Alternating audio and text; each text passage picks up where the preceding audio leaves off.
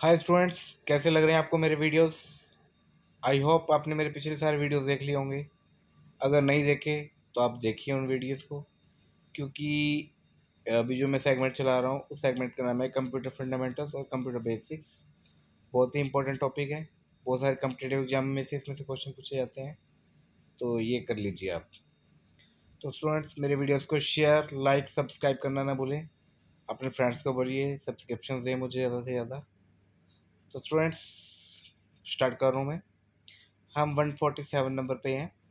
ASCII code uses 7 bit. इसको कई लोग एस्काई बोलते हैं। एस्काई नहीं होता है स्टूडेंट्स, ये ASCII कोड होता है।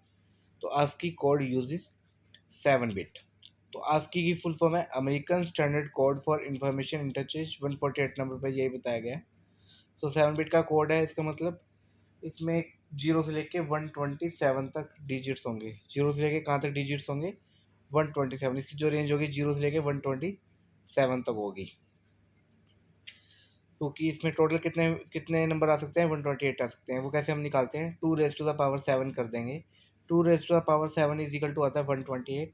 तो इसमें टोटल 128 डिजिट आ सकते हैं, लेकिन पहला डिजिट जीरो होता है, तो जीरो से लेके 127 डिजिट्स आपके इसमें आ सकते हैं। रेंज इसकी रहेगी 0 से लेके 127। और वैसे पूछा जाए तो टोटल कितने डिजिट्स आएंगे, तो वो 128 हो जाएंगे टोटल नंबर डिजिट्स। तो आज की फुल फॉर्म है American standard code for information interchange. Speed of peripheral devices slower then CPU. ये हमेशा होता है कि पेरिफेरल डिवाइसेस की जो स्पीड होती है वो सीपीयू से कम रहनी चाहिए, है ना। अगर पेरिफेरल डिवाइसेस की स्पीड ज़्यादा होगी, सीपीयू तो काम नहीं कर पाएगा उससे उस तरीके से, तो आपको प्रोसेस में दिक्कत आएगी। तो हमेशा पेरिफेरल डिवाइस की जो स्पीड होती है वो आपके सीपीयू से कम होनी चाहिए। 150 number, program input output. In this technique data moves between devices in computer through CPU.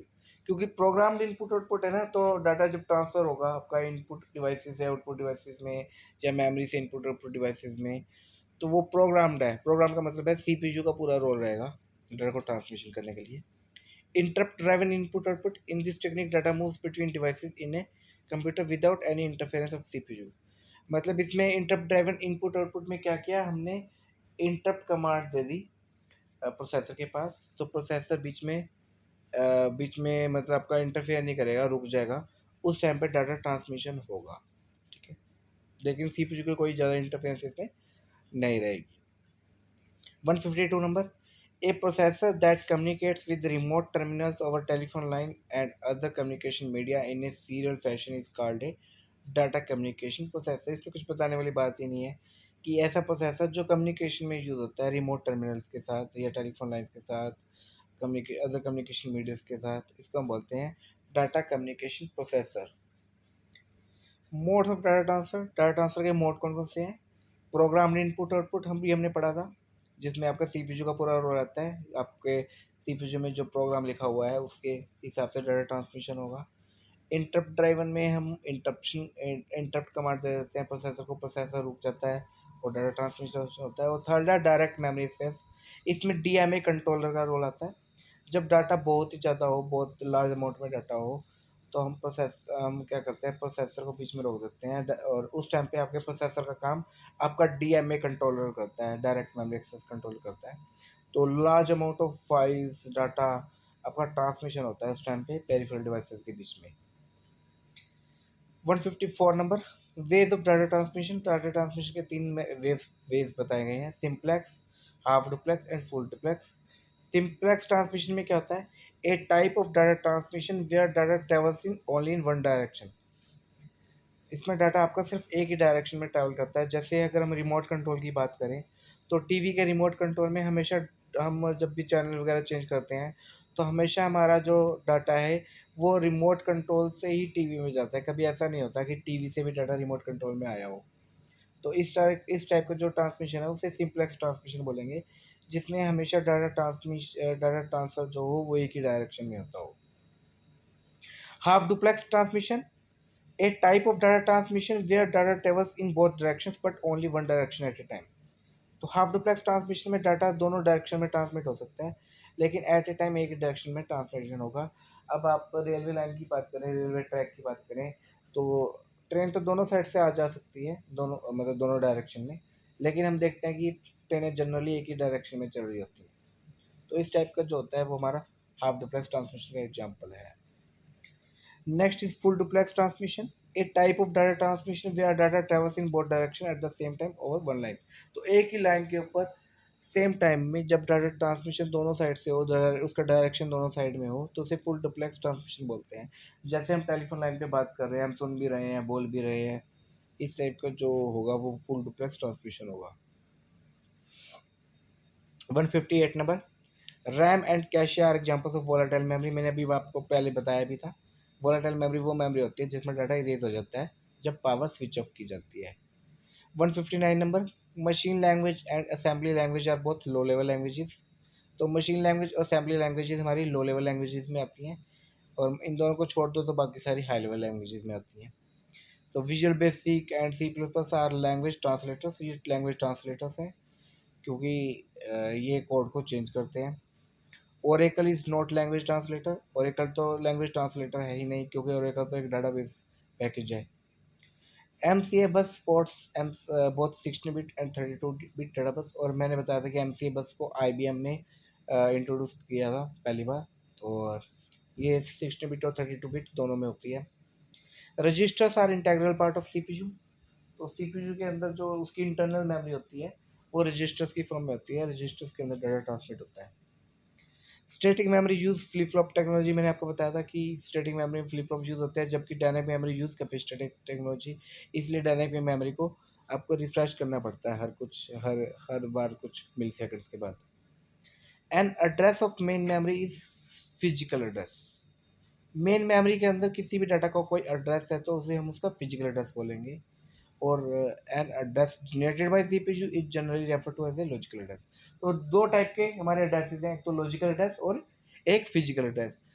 Actual address जो हमारा मेमोरी के अंदर होता है किसी लोकेशन का, उसे हम फिजिकल एड्रेस बोलेंगे, और जो हमारा सीपीयू जनरेट करता है अगर कोई एड्रेस, तो उस एड्रेस को हम लॉजिकल एड्रेस बोलेंगे। सेगमेंटेशन क्या होता है? In this memory management scheme the memory is divided into logical parts. आपकी मेमोरी को लॉजिकल ब्लॉक्स में डिवाइड कर दिया जाता है, इस टाइप की मेमोरी मेरी होती है segmentation. Paging, in this memory management scheme the memory is divided into fixed parts. अगर हम मेमोरी को फिक्स्ड ब्लॉक्स में डिवाइड कर दें तो हर एक ब्लॉक मेरा एक पेज होगा, और इस कंसेप्ट को बोलेंगे हम paging. 170th number, A micro processor with 12 address lines capable of addressing. ये पूछा जा सकता है कि अगर किसी माइक्रो प्रोसेसर की आपको एड्रेस लाइन्स बता दी जाए तो वो कितनी मेमोरी लोकेशन को सपोर्ट करेगा। तो इसका सिंपल सा फार्मूला है, हम 2 raise to the power address lines कर देते हैं। तो यहाँ पे 12 एड्रेस लाइन है तो मैंने 2 रेज़ टू द पावर 12 किया है। अब इसको अगर मैं आगे इसको करना चाहूँ तो इसका मतलब होता है 2 raise to the power 10 into 2 raise to the power 2, ऐसा ही लिखेंगे ना, 2 raise to the power 10 into 2 raise to the power 2। 2 raise to the power 10 का मतलब होता है 1024, और टू रेज़ टू पावर 2 का मतलब हो जाएगा 4। तो 4 को अगर मैं 1024 से मल्टीप्लाई करूँगा तो मेरे पास 4096 लोकेशन आ जाएंगी। ठीक है स्टूडेंट्स, अगर इसको बाइट में पूछा जाए तो 2 रेज़ टू द पावर 2 का मतलब तो 4 हो गया, और 2 रेज़ टू पावर 10 का मतलब किलो बाइट, तो 4 किलो बाइट में मेरा ये आंसर आ जाएगा उस केस में। NAND and NOR gates are universal gates. ये यूनिवर्सल गेट्स कहलाए जाते हैं, नैंड और नॉर, क्योंकि इन गेट्स का यूज़ करके हम किसी भी तरह का गेट या किसी भी तरह की सर्किटरी हम बना सकते हैं, इसलिए इस तरह के इन दोनों गेट्स को हम यूनिवर्सल गेट बोलते हैं। Semiconductor memories transfer data at electronic speed. जितनी भी सेमीकंडक्टर मेमोरीज हैं वो आपके डाटा को इलेक्ट्रॉनिक स्पीड से ट्रांसफ़र करती है, मतलब इसमें डाटा ट्रांसमिशन स्पीड बहुत ज़्यादा होती है। आपकी जो भी हमारी सेमीकंडक्टर डिवाइसेस हैं, चाहे वो रैम हो, रोम हो, सी रोम में तो हम डाटा ट्रांसमिट करते नहीं, क्या रैम हो, कैश मेमोरी हो, इस टाइप की। ASCII code is an alphanumeric code. ये अल्फान्यूमेरिक कोड होता है क्योंकि जो हमारे कैरेक्टर्स हैं उनका भी एक आस्की कोड होता है, और जो हमारे डिजिट्स हैं उनके भी आस्की कोड होते हैं। 174 number, because ASCII is 7 bit code therefore it has 128 characters. मैंने अभी आपको बताया था, और इसकी रेंज होगी 0 से लेके 127 तक, और इसमें 32 कंट्रोल कैरेक्टर्स होते हैं, इंक्लूडिंग होते हैं वो। 175 number, a gate is a logic circuit which one और more input signals but only one output signal. तो गेट क्या होता है? गेट एक लॉजिकल सर्किट होता है जिसमें आपकी एक या उससे ज़्यादा इनपुट सिग्नल हो सकते हैं, लेकिन जो आउटपुट आएगी वो एक सिंगल आउटपुट में, मतलब एक सिंगल सिग्नल में आएगी आउटपुट जो आएगी। तो स्टूडेंट्स आज के लिए इतना ही, हम जो नेक्स्ट वीडियोस में देखेंगे, बाकी तो स्मॉल ही रह गया है, तो बाकी का कंसेप्ट जो है हम नेक्स्ट वीडियो में देखेंगे।